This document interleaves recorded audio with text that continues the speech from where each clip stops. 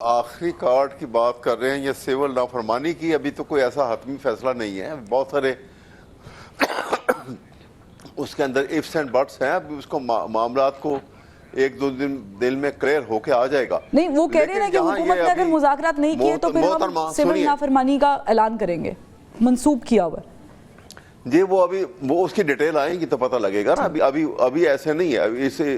ابھی ایک صرف لافٹی سٹیٹمنٹ کو بنیاد بنایا نہیں جا سکتا. ابھی اس کی ڈیٹیل جب تک اس کے اوپر پورا ایک ہوم ورک کر کے ڈیٹیل سے آ جائے گی, آج پتہ لگ جائے گا اس کا. لیکن ابھی جو محترمہ بات کر رہی تھی, میں اس کا جواب دینا چاہ رہا ہوں.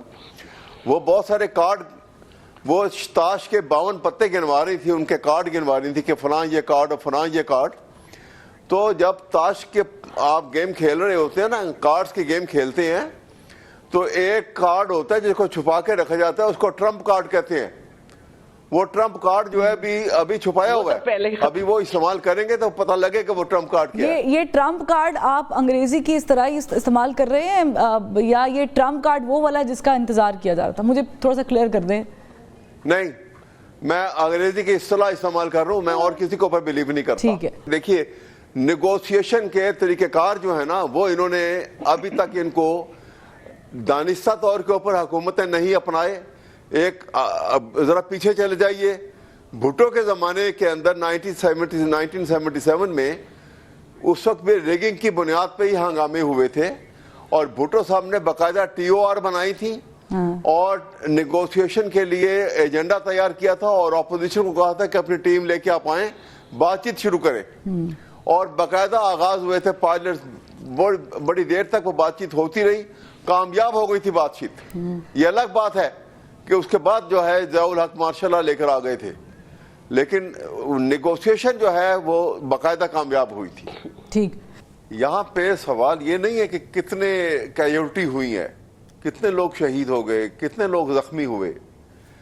بات یہ ہے کہ جس انداز میں آپ نے اپنے ہی ملک میں آپ نے سنائپر بٹھا کر, اور اس کے بعد اپنے ہی ملک میں اپنے ہی لوگوں کے اوپر رات کے اندھیرے میں بتیاں بند کر دیں, آپ اس سین کو امیجن کریں صرف کہ جنا ایونیو کے اوپر تمام لائٹس بند کر دی گئی رات کو.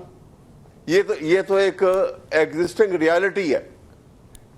اور اس کے بعد 3 اطراف سے انہوں نے, چاہے وہاں پہ ہوائی فائر زیادہ کیے, کیجولٹی کم ہوئی, زخمی ہوئے لوگ, لیکن آپ اس کو امیجن کریں کہ اندھیرے میں جب گولیاں چلیں تو وہ لوگ جب بھاگے وہاں سے تو ان کو نہ راستہ نظر آتا ہوگا, کوئی گر رہا ہے, کوئی پڑ رہا ہے, کوئی کہیں کہ اپنے سینگ سمائی جہاں چھپ رہا ہے, کوئی اپنی جان بچانے کے لیے.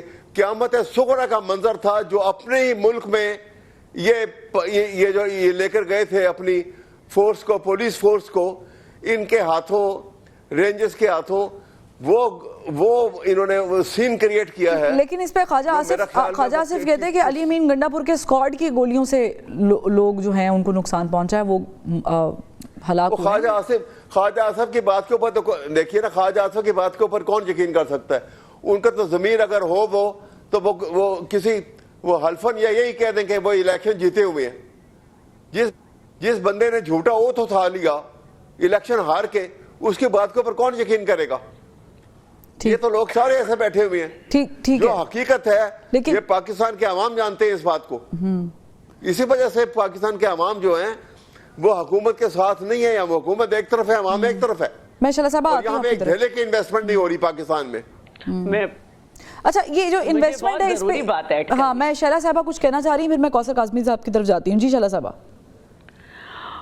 دیکھیے, محترمہ شہید بے نظیر بھٹو جب واپس آئیں تو میڈیا نے 32 لاکھ کا مجمع جو ہے اس کو کہا کہ 32 لاکھ سے زیادہ لوگ تھے. جب 2 بلاسٹ ہوئے تو نہ تو میری قیادت بھاگی تھی اور نہ ہی لوگ بھاگے تھے.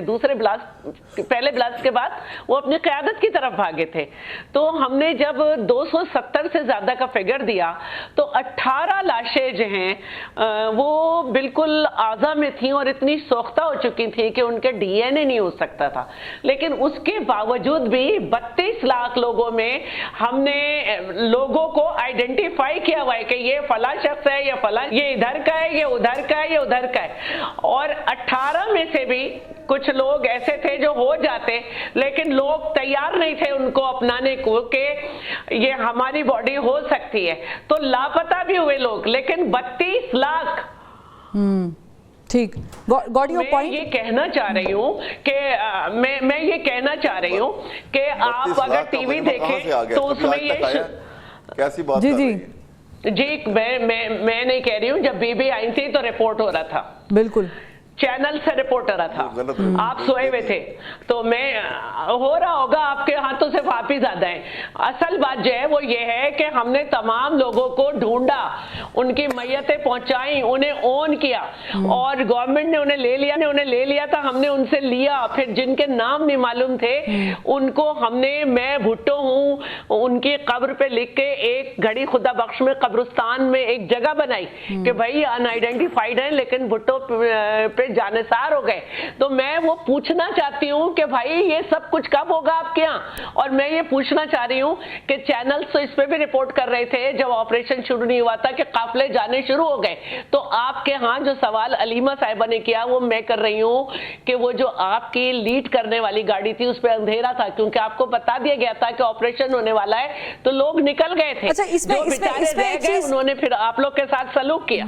एग्जैक्टली, इसमें देखें मैं स्टिल अपने 11 बजे गई हुई थी, मैं सुबह 11 बजे अपने PIA के टिकट के लिए गई हुई थी ब्लू एरिया, मैंने सारा घुमा, वहां इतना कचरा पड़ा हुआ था, मैंने कहीं खून नहीं देखा बखुदा।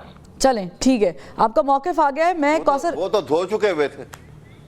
अच्छा, वो आप कह रहे हैं धो चुके हुए थे, धोते हुए आप नजर आते, धोया और कचरा डाल दिया।